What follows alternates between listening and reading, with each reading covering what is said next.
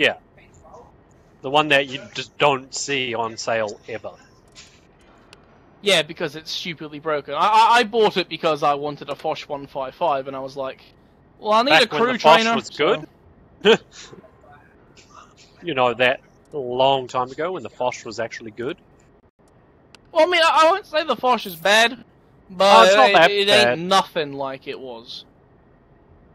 I mean, it was pretty much just a waffle tractor that didn't have a turret.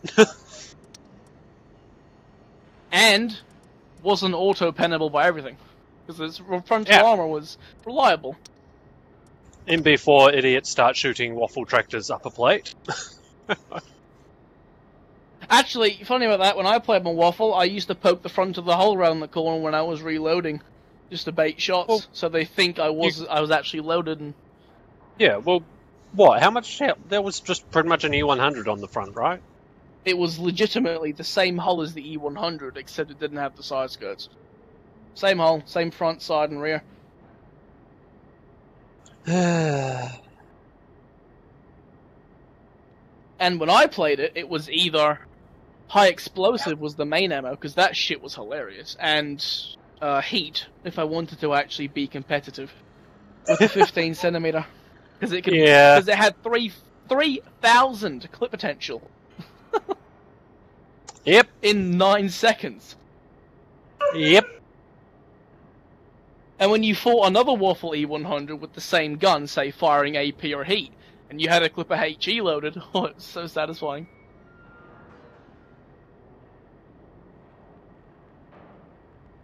I mean, when I play the Foch 155 now, the thing that triggers me the most is the overmatchable side armor. By IS-4s, 113s, 121s, IS-3s, KV-122s, KV-3s, KV-85.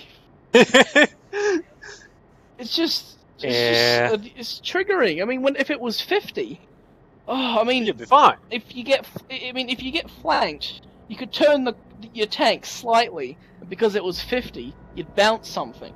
But now it's 40, you just don't bounce anything. Yep. You might want to pick a tank. We're waiting for you. Oh, sorry. I will take off my coffee.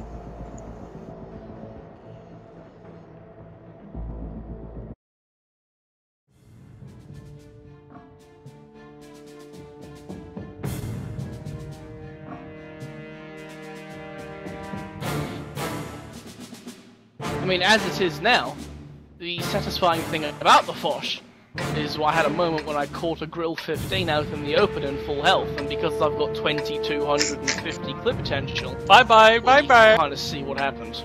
He fired, he panicked, because he was like, oh, I'll be sneaky in my bush, and then I rolled over the hill, he looked at me, fired the gun, hit the upper plate, bounced, and I just sat in front of him like, well, you're gonna be dead in 10 seconds, so there's nothing you can do. I mean, he tried reversing, poor guy, but he tried.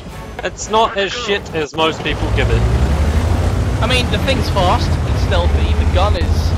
well, the reload's terrible, but it's got really high pen. And can reload very quickly. Unlike most Tier 10 TDs, because there are really...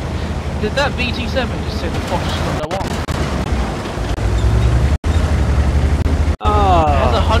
Has 100... Yeah, the 263... The Gorilla is gonna become trash. You see, the only tank that comes comparable to this is the 263.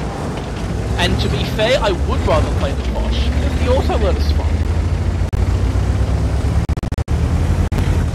It's just so sad that most Tier 10 freaking tank destroyers are actually kind of garbage. The only good ones is the Foch, because, I mean, it's just it's unique to the only auto-loading TD left at Tier 10. I reckon the 263 would be fun because it's got stupid armor. Yeah, the 263 I'd probably have to say is probably the strongest at the moment. Another really competitive one these days is the E4. Because it goes 34, it's got a half turret, and it's got a big giant gun. So it's kind of like the alternative Tier 10 American Heavy. Another competitive tank destroyer, I'd have to say, is the 183, just because, well, you know what it does. Yeah. It's got a big giant cannon. The 268 is a pile of garbage. Its No, yeah, velocity that's is 700 steaming. meters, man. That's horrible. The armor is pathetic, and to be fair, it ain't that fast. I mean, you may as well have a 263. You may as well. You stop at the 704 on that line. Yep. Get the 704. You will leap the 704. I mean, I'm not at all interested in grinding this tank to tier 10. It's really. I mean, what I feel about tanks like the 30B and the STB-1 and the Leopard 1, I think go for the STB, deal with the shitty accuracy, and get DPM. I mean, this thing, overall, as a tier 9, its only real bad thing is that it's got kind of annoying aiming time. It turns quite slowly, and the armor is pretty perturbed. I hear But I mean, overall, you should But I try mean- playing this one, I guess. Even tier 3s can pen your back. sorry, who, what?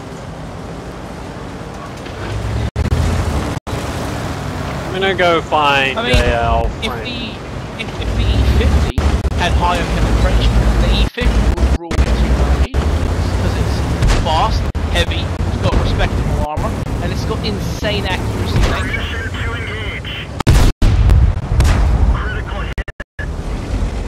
The high penetration, there'd be no point to the E50M.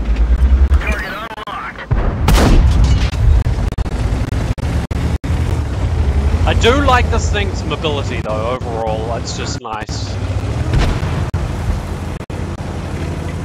Although, don't ask it to turn so close. It's not. LOL! Didn't even need to shoot. thank Well, I you. did, but it's gone.